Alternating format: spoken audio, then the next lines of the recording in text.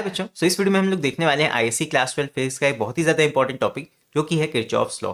And इसके ऊपर based numerical हर साल के बोर्ड के पेपर में आते ही आते हैं। एंड यहाँ पे 2 से 4 मार्क्स गारंटीड हो जाते हैं अगर तुम ये टॉपिक तैयार करके जाते हो तो चलो बिना टाइम वेस्ट किए इस वीडियो को स्टार्ट करते हैं और यहाँ पे बात करते हैं किरचॉफ लॉ के ऊपर बेस्ड न्यूमेरिकल्स की।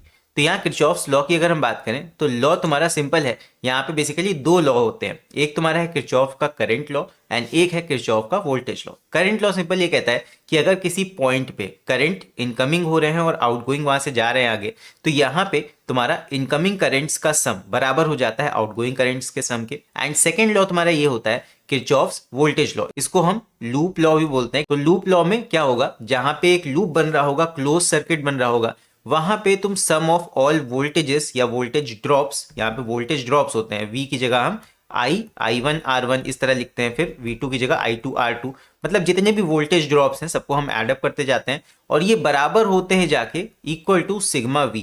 मतलब उस लूप में नेट जितना तुम्हारा पोटेंशियल होगा या जिस पॉइंट पे तुम ले रहे होगे वो पोटेंशियल डिफरेंस उसी समेशन ऑफ वोल्टेज के बराबर हो जाता है। तो चलो इसके ऊपर बेस न्यूमेरिकल करते हैं, वहां पे तुम इसको बेटर तरीके से समझ पाओगे। तो चलो इस क्वेश्चन को सॉल्व करते हैं। यहाँ पे है E1 and E2 are two batteries having EMFs 3 volt and 4 volt. दो बैटरीज हैं 3 वोल्ट की 4 वोल्ट की, फिगर में हमें बना के दिया हुआ है। एंड इनका इंटरनल रेजिस्टेंस भी दिया हुआ है of 2 ohm and 1 ohm respectively. यहाँ पे बना हुआ है देखो, 3 वोल्ट बैटरी 2 ओम रेजिस्टेंस के साथ में है और 4 वोल्ट बैटरी का इंटरनल रेजिस्टेंस 1 ओम के साथ में यहाँ पे दिया है। आगे देखते हैं, they are connected as shown in figure. यहाँ पे कनेक्शन सारे बने हुए हैं। So using Kirchhoff's laws of electrical circuits calculate currents I1 and I2। यहाँ पे बेसिकली हमारे पास में 2 लूप्स हैं जो हमें दिखाई दे रहे हैं क्लोज लूप्स, इनमें हम लगाएंगे किरचॉफ्स लॉ। अब देखो किरचॉफ लॉ को अप्लाई करने का वैसे तो तुम किसी भी तरह से अप्लाई कर सकते हो, चाहे एंटी क्लॉकवाइज करो चाहे क्लॉकवाइज करो, बट मैं यहाँ पे अपना तरीका बताता हूँ। हमेशा देखो कि बैटरी का जो पॉजिटिव टर्मिनल है वो कौन सा है और नेगेटिव टर्मिनल कौन सा है। सेम दूसरे लूप में भी पॉजिटिव नेगेटिव देख लो। हमेशा कोशिश करो कि जो लूप तुम बनाओगे वो ऐसे बनाओ कि उसका डायरेक्शन तुम्हारा पॉजिटिव से नेगेटिव की तरफ जाए, तब तुम्हें बैटरी का जो ईएमएफ है या पोटेंशियल है उसको हमेशा पॉजिटिव ही लेना होगा, उससे तुम्हें आसानी रहेगी।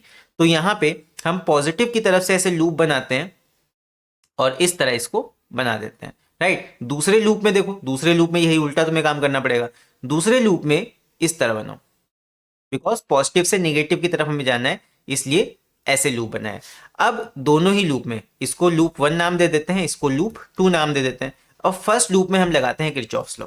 देखना यहां पे हम एक तरफ से चलेंगे, यानी कि जितने हमको रेजिस्टेंस मिलते जा रहे हैं जिनकी वजह से पोटेंशियल ड्रॉप होगा I1 R1 होगा, वहां वहां हम उनको लिखते जाएंगे। तो चलो बैटरी के पास से देखो, सबसे पहला जो तुम्हारा पोटेंशियल ड्रॉप होगा वो किसकी वजह से होगा, वो होगा इस इंटरनल रेजिस्टेंस 2 ओम की वजह से, बिकॉज ये रास्ते में पड़ रहा है। तो ये हो जाएगा तुम्हारा, यहाँ पे करंट कितना है वो है I1। तो यहाँ पे हमारा हो जाएगा पहला जो इक्वेशन है इन फर्स्ट लूप, ये बनेगा I1 के साथ में लगेगा R1 और R1 है कितना, यहाँ पे R1 तुम वैल्यू देख सकते हो, ये है 2 ओम, तो मैं डायरेक्ट वैल्यू भी लिख सकता हूँ। तो ये हो जाएगा 2I1, ठीक है। I1 R1 में लिख रहा हूँ तो 2 इंटू I, 2 रेजिस्टेंस है और I1 हमारा करंट है। प्लस आगे बढ़े तो आगे जैसे ही गए अगला हमको रेजिस्टेंस कौन सा दिख रहा है, R3 वाला। लेकिन यहां पे तुम लोग एक चीज ध्यान देना, दैट I1 करंट और I2 करंट मिल रहे हैं B पॉइंट पे। तो जब ये दोनों करंट मिल के नीचे की तरफ जाएंगे तो यहां पे ये टोटल करंट क्या हो जाएगा, ये हो जाएगा I1 प्लस I2, ठीक है। करंट का जो जंक्शन वाला रूल होता है, जहां पे करंट मीट करेंगे तो मिल जाएंगे और आगे मिला हुआ करंट जाएगा, यानी कि I1 प्लस I2 जाएगा। तो प्लस जब R3 में करंट होगा तो R3 में कौन सा करंट जाएगा, I1 प्लस I2, और R3 वैसे दिया हुआ है ये 8 ओम आगे लिखा है, तो ये हो जाएगा 8 ब्रैकेट में करंट 8 से कितना होके जा रहा है, 8 ओम से I1 प्लस I2, ये हो गया करंट। ओके, आई होप इतना समझ में आ रहा है। ना समझ में आए तो एक बार थोड़ा सा वीडियो में पीछे जाके फिर से इसको देख लो, ठीक है, या फिर कमेंट करना, मैं इसको समझा दूंगा। यहाँ पे देखो ये हो गया। अब आगे जैसे ही हम इसमें बढ़ेंगे, पहले वाले लूप में R3 के बाद हमको अगला कौन सा यहाँ रेजिस्टेंस मिल रहा है, वो मिल रहा है 4 ओम, तो इसको लिख लो। प्लस ये हो जाएगा 4 और 4 में कितना करंट जा रहा है, 4 में I1 प्लस I2 नहीं जा रहा, 4 में जा रहा है सिर्फ I1, बिकॉज I1 यहाँ पे फिर से I1 हो जाएगा, ओके, बिकॉज आधा आधा बढ़ जाएगा फिर से करंट, इसमें सिर्फ I1, बिकॉज पहले वाली लूप में I1 करंट ही था। तो यहाँ पे 4 के साथ में I1 करंट ही तुम्हें सिर्फ मिलेगा। ये चीज क्लियर रखना, किस रेजिस्टेंस में से कितना करंट होके जा रहा है, ये मेन है। अगर इसमें गलती करोगे तो आंसर गलत आएगा। अब यहाँ पे बस हम पहुंच गए बैटरी तक हमने सारे पोटेंशियल ड्रॉप्स ले लिए, तो ये बराबर हो जाएगा इक्वल टू जो तुम्हारा इस क्लोज्ड लूप का नेट पोटेंशियल है। नेट पोटेंशियल क्या है, जो बैटरी का पोटेंशियल है वही रख दो, इज इक्वल टू 3। तो इज इक्वल टू आ जाएगा 3, बन गया इक्वेशन। इसको थोड़ा सा सिंप्लीफाई कर लेंगे और बस इसको प्रॉपर फॉर्म में, इक्वेशन फॉर्म में बना लेंगे। तो ये आ जाएगा कितना, ये हो गया 2i1 प्लस ये हो जाएगा 8i1 plus 8i2 plus 4i1 is equal to 3। इसको प्रॉपर फॉर्म में फिर से लिख लो, i1 वाले सारे टर्म ऐड कर लो, तो ये हो जाएगा 2 प्लस 8 10 प्लस 4 14, तो 14i1 plus 8i2 is equal to 3। ये बन गया हमारा इक्वेशन नंबर 1। इसी तरह सेकेंड लूप में हमें एक इक्वेशन बनाना होगा और फिर इन दोनों को साइमल्टेनियसली सॉल्व कर लेंगे। तो इसके बाद हम सेकेंड लूप पे आते हैं और सेकेंड लूप का इक्वेशन बनाते हैं। तो सेकेंड लूप में इक्वेशन कैसे बनेगा, देखो अगेन बैटरी के पास से चलो, सबसे पहले बैटरी का इंटरनल रेजिस्टेंस, इसमें से करंट जाएगा, वो कितना करंट जाएगा, मल्टीप्लाई बाय i2 प्लस इसके बाद में सेकेंड जो तुमको रेजिस्टेंस मिलेगा कौन सा मिलेगा, ये लूप में आगे बढ़े, अगला मिला हमको यही R3 8 ओम वाला, तो 8 ओम में से अगेन i1 प्लस i2 दोनों होके गुजर रहे हैं, तो ये हो जाएगा प्लस 8i1 प्लस i2, जहां पे दोनों का कॉमन वाला पार्ट है वहां पे i1 प्लस i2 करंट होके गुजरेगा। फिर उसके बाद आगे बढ़े, आगे है इधर, तो यहाँ पे फिर से करंट तुम्हारा i2 ही हो जाएगा, बिकॉज आधा ही करंट इधर आएगा, तो i2। अब यानी कि R2 में से कौन सा करंट होके गुजरेगा, i2 वाला, तो यहाँ पे हो जाएगा R2 तुम्हारा कितना है, वो है 7 ओम, तो प्लस 7 मल्टीप्लाई बाय कितना करंट उसमें से होके गुजर रहा है, i2। ठीक है, उसके बाद बस हम बैटरी तक पहुंच गए, तो यहाँ पे काम खत्म। इज इक्वल टू बैटरी मतलब इस क्लोज लूप का ईएमएफ कितना है, वो है 4 वोल्ट, तो ये हो जाएगा यहाँ पे 4V। तो यहाँ पे 4, इसको सॉल्व कर दो अब रख के, तो ये हो जाएगा i2 प्लस यह हो जाएगा 8i1 plus 8i2 plus 7i2 is equal to 4। इसको प्रॉपर तरीके से सॉल्व कर लेंगे, ये हो जाएगा 8i1 सिर्फ एक है, तो 8i1 और i2 कितने हो गए, i2 प्लस 7 ये हो जाएगा 8 और 8 8 16 plus 16i2 is equal to 4। तो यहाँ पे ये हमारा इक्वेशन बन के आ रहा है, और यहाँ पे इसको हम चाहे तो 2 से डिवाइड कर सकते हैं, कितना हो जाएगा, ये हो जाएगा 4i1 plus 2i2 is equal to 2। ये हमारा बन गया इक्वेशन 2। तो यार मैंने दोनों इक्वेशन को एक के ऊपर एक लिख लिया है, और यहाँ पे अभी हम इसको सॉल्व करेंगे, क्योंकि 8 और 8 यहाँ पे टर्म सेम है और तुम्हें मल्टीप्लाई करने की जरूरत है नहीं। यहाँ पे i2 वाला टर्म सेम मिल गया, बट प्लस प्लस है, तो यहाँ पे हमें सब्ट्रैक्ट करना पड़ेगा सेकंड वाले इक्वेशन को, तो माइनस माइनस माइनस सब्ट्रैक्ट करो, 8 वाला यहाँ पे टर्म कट जाएगा 8i2, तो 14 माइनस 4 कर लो, ये हो जाएगा 10i1 is equal to 3 minus 2 करेंगे, ये आ जाएगा 1। सो i1 इज इक्वल टू कितना आ गया, 1/10। सो i1 का वैल्यू हमें मिल गया, i1 is equal to 0.1 ampere, ये i1 का वैल्यू आ गया। अब इसका वैल्यू हम किसी भी एक इक्वेशन में पुट कर देते हैं और i2 का वैल्यू निकाल लेते हैं।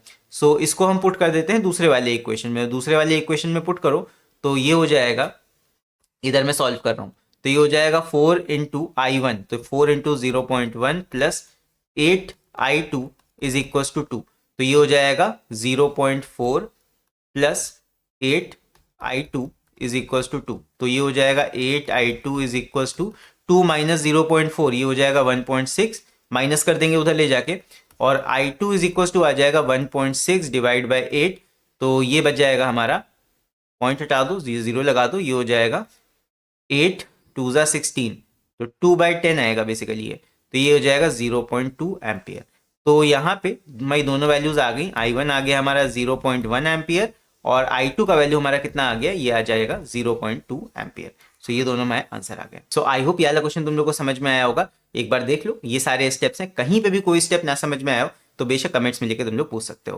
वैसे तो आई होप समझ में आ गया होगा। इस तरह हमें किरचॉफ लॉ का यूज करके क्वेश्चन को सॉल्व करना है। तो चलो अभी एक और क्वेश्चन देखते हैं, एंड मैं सजेस्ट करूंगा इस क्वेश्चन को सॉल्व करने के लिए यहाँ पे वीडियो को पॉज कर दो और एक बार खुद से भी इस क्वेश्चन को लगा के देखो। तो चलो पढ़ते हैं इसको। यहाँ पे है Figure 2 below show two batteries E1 and E2 having EMFs 18 volt and 10 volt. Voltage हमारा मेंशन है। इस वाले क्वेश्चन में डायग्राम पूरा बना के ही देते हैं। आगे इनका इंटरनल रेजिस्टेंस दिया हुआ है बैटरीज का 1 ओम और 2 ओम। ऐसे क्वेश्चन में बैटरीज का इंटरनल रेजिस्टेंस भी जनरली होता है। हाँ, कम मार्क्स का क्वेश्चन होगा तो इंटरनल रेजिस्टेंस नहीं होगा उसमें। यहाँ पे आगे देखते हैं W1, W2 एंड W3। तो अब यहाँ पे थोड़ा ध्यान देना दैट इन्होंने कहा है, यहाँ थोड़ा अलग है। W1, W2, W3 तीन यूनिफॉर्म मेटालिक वायर्स हैं जो कि हैं AC, A से C तक ये तुम्हारा क्या है, दिस इज योर W1। और FD यहाँ F से लेके D तक ये तुम्हारा है W2। और W3 B से E तक है, वो तुम्हारा बना हुआ है। तो यहाँ पे इन्होंने कहा है कि W1, W2, W3 इनका रेजिस्टेंस है कुछ। W1 वाले वायर का रेजिस्टेंस कितना है, ये है 8 ओम, ये पूरा जो है ये 8 ओम है। W2 वाले वायर का रेजिस्टेंस ये कितना है, ये तुम्हारा 6 ओम है। और जो बीच का BE वाला वायर है W3, उसका रेजिस्टेंस 10 ओम है।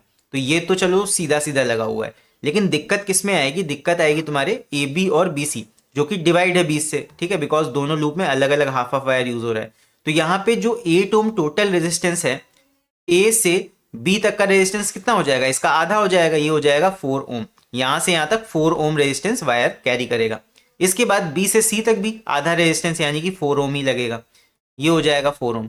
अब बात कर लेते हैं FE की। तो FE में भी देखो F से D तक टोटल रेजिस्टेंस है 6 ओम का, तो इसका आधा यहाँ पे ले लो, ये हो जाएगा 3 ओम।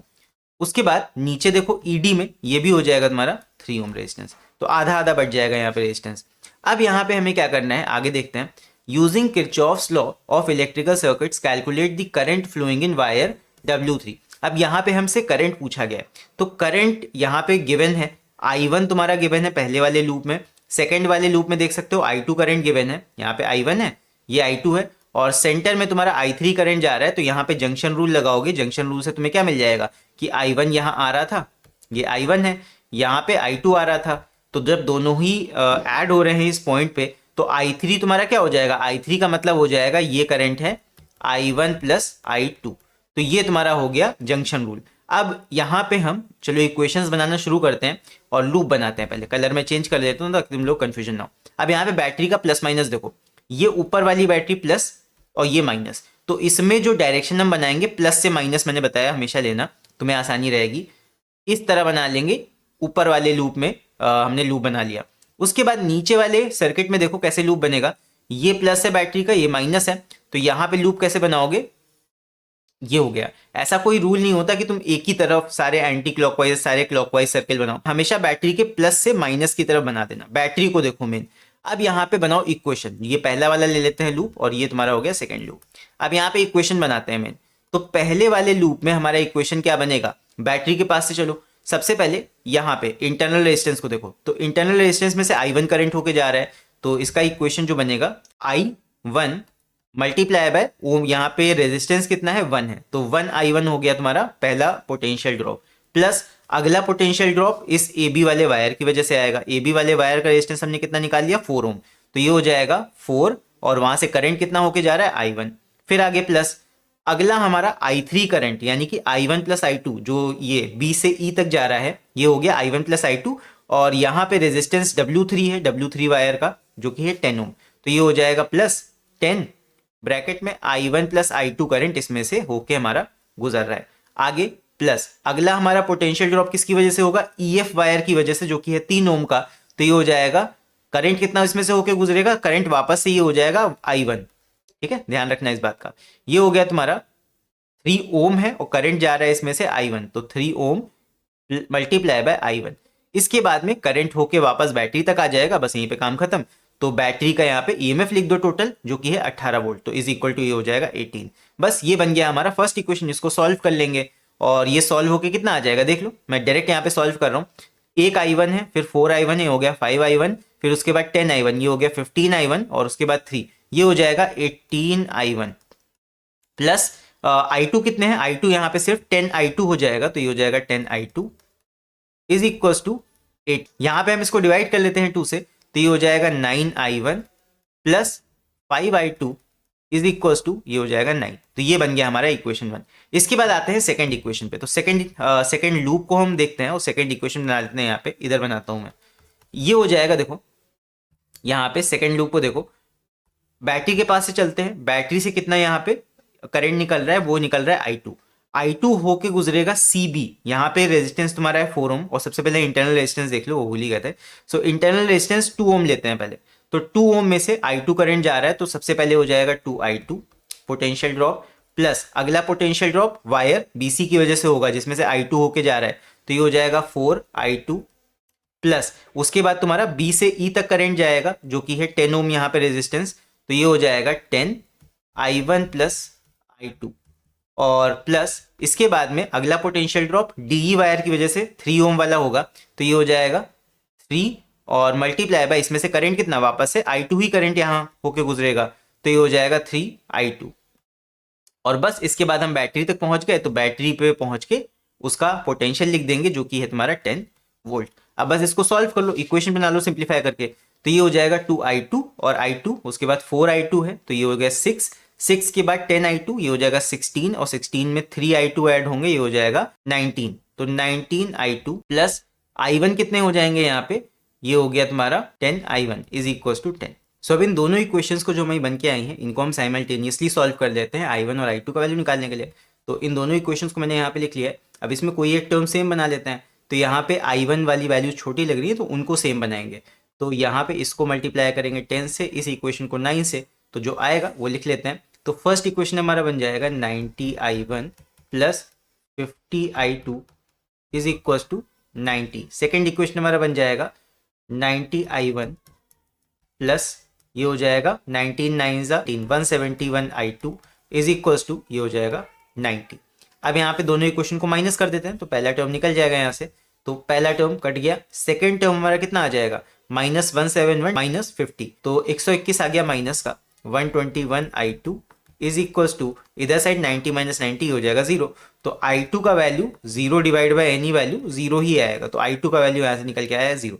अब इसको हम पुट कर देंगे किसी भी एक इक्वेशन में, पहली इक्वेशन में पुट कर दो, तो ये बन जाएगा 9I1 plus 5 multiply by 0 is equal to 9, तो 5 0 0 हो गया, तो 9I1 बराबर आ गया 9I1 ये आ गया इक्वल टू 9, तो I1 का वैल्यू यहाँ से निकल के आ जाएगा 1, तो I1 का वैल्यू 1 आ गया, I2 का वैल्यू 0 आ गया। दैट मीन्स जो हमारा आंसर होगा वो हो जाएगा I1 is equal to 1 ampere और I2 हमारा आ जाएगा equal to 0 ampere. So that is the final answer. So I hope ये वाला क्वेश्चन तुम लोग को अच्छे समझ में आया होगा। अगर कहीं भी किसी भी स्टेप में कोई चीज ना समझ में आई हो तो कमेंट्स में लिख के पूछ सकते हो। चलो इसके बाद एक क्वेश्चन और देखते हैं जो कि इस साल के स्पेसिमेन क्वेश्चन पेपर का है, एंड वो रहा ये वाला क्वेश्चन। तो इस क्वेश्चन को देखते हैं एंड इस क्वेश्चन को सॉल्व करने की कोशिश करते हैं। तुम लोग भी वीडियो को पॉज करके पहले एक बार खुद से सॉल्व करो तो बेटर होगा, बिकॉज तुम लोग को समझ में आ जाएगा कैसे यहाँ पे अप्लाई करना होता है किरचॉफ्स लॉ। तो चलो पढ़ते हैं। ये 2 मार्क्स का क्वेश्चन है इस बार, और इस बार हो सकता है इस टाइप का क्वेश्चन तुम्हें देखने को मिल जाए पेपर में। तो यहाँ पे है figure 4 below shows a part of an electric circuit. Circuit तुम्हें दिया हुआ है इस तरह का सिंपल सा। सो यहाँ पे ए पार्ट कह रहा है apply Kirchhoff's junction rule to junction A to find current flowing through resistor 5 ohm resistor. तो यहाँ पे ए पॉइंट पे तुम्हें जंक्शन रूल लगा के बताना है कि यहाँ पे कितना रेजिस्टेंस 5 एम्पियर करंट में से होके जा रहा है। बहुत ही सिंपल सवाल है। एक करंट इधर से इनकमिंग है 5 एम्पियर का जो कि बट रहा है 2 में। I1 2 एम्पियर जा रहा है तो I2 कितना होगा 3 होगा यहाँ पे। तो ये कितना हो जाएगा, यहाँ पे तुम ऐसे कह सकते हो एक पार्ट के लिए that I is equal to I1 plus I2। Incoming current बराबर होगा आउटगोइंग करंट्स के। तो I का वैल्यू हमें दे रखा है 5, I1 का वैल्यू हमारा है 2, तो I2 कितना हो जाएगा, I2 के लिए 5 - 3 कर दो, I2 तुम्हारा निकल के आ जाएगा 3 एम्पियर। तो ये हो गया ए पार्ट। फिर देखते हैं बी पार्ट। बी पार्ट में क्या बोल रहा है, अप्लाई किरचॉफ्स लूप रूल। अब लूप रूल लगाना है to the loop A B D A to find current flowing through 7 ohm resistor. 7 ohm में से कितना करंट जाएगा ये निकालना है। तो देखो भाई यहाँ पे I1 करंट तुम्हारा है 2 एम्पियर का, I2 करंट तुम्हारा है 5 एम्पियर का, I3 हमें नहीं पता, तो यहाँ पे I3 होगा कितना ये तुमको निकालना पड़ेगा। ये तुम्हें देखना पड़ेगा 7 ओम में से कितना करंट होके जा रहा है, यही तुमको निकालना है। तो यहाँ पे लगा दो लूप रूल। एक पहले सर्किल बना लो, हम I1 की तरफ से स्टार्ट करेंगे तो ऐसे चलेगा लूप। ये हमारा हो गया लूप। अब यहाँ से देखते जाओ कौन कौन से यहाँ पे रेजिस्टेंस पड़ रहे हैं रास्ते में। तो पहला रेजिस्टेंस 4 ओम का है जो कि जिसमें से करंट जा रहा है 2 एम्पियर का। तो ये हो जाएगा I1 R1 यानी कि 2 मल्टीप्लाई बाय 4। फिर उसके बाद आगे आए अगला जो हमारा रेजिस्टेंस आया वो आया 7 ओम का। तो 7 ओम में से I3 सेम डायरेक्शन में है लूप के तो प्लस में ही लेंगे, प्लस ये हो जाएगा 7I3। I3 का ही वैल्यू हमें निकालना है। फिर उसके बाद और आगे बढ़े। अब जब आगे आए तो देखा हमारे लूप के डायरेक्शन के अगेंस्ट में जा रहा है I2, तो ये हो जाएगा माइनस, बिकॉज लूप हमारा अगेंस्ट जा रहा है करंट के, तो करंट उल्टा है तो यहाँ पे माइनस लोगे तो माइनस ये हो जाएगा 5 तुम्हारा रेजिस्टेंस है मल्टीप्लाई बाय I2, तो -5I2 इज इक्वल्स टू यहाँ पे नेट तुम्हारा पोटेंशियल तो कहीं बैटरी लगी नहीं है तो इज इक्वल्स टू ये हो जाएगा 0 के। अब इसको सॉल्व कर लेते हैं, तो ये हो जाएगा 4 2 ज़ा 8, और यहाँ पे i2 का वैल्यू हम निकाल चुके थे 3, तो यहाँ पे सीधे सीधे 3 ही रख दो। तो ये हो जाएगा कितना, 4 2 ज़ा 8 हो गया, प्लस 7i3 माइनस 5 3 ज़ा 15, i2 का वैल्यू 3 रख देंगे, ये हो जाएगा 15 इज इक्वल टू 0। तो 8 माइनस 15 कर लो, ये कितना आ जाएगा, ये आ जाएगा 7, 7 भेज देंगे दूसरे साइड तो पॉजिटिव हो जाएगा, तो ये आ जाएगा 7i3 इज इक्वल टू 7। तो i3 का वैल्यू यहाँ से निकल के आ जाएगा 1 एम्पियर। तो ये हो जाएगा तुम्हारा बी पार्ट का आंसर। सो आई होप ये वाला क्वेश्चन भी तुम लोग को अच्छे समझ में आ गया होगा, एंड इस वीडियो में जो हमने किरचॉफ्स लॉ देखा है वो भी तुम्हें अच्छे समझ में आ गया होगा। सो अगर तुम्हें वीडियो इन्फॉर्मेटिव लगा हो एंड इस वीडियो को देख के कुछ समझ में आया हो तो इस वीडियो को लाइक जरूर करना, और बाकी अगर और कोई प्रॉब्लम हो तो वो भी तुम नीचे कमेंट्स में लिख के बोल सकते हो। सो फिलहाल के लिए भी इस वीडियो में इतना ही। मेरी तरफ से all the very best for your physics exam. मिलते हैं अगले वीडियो में।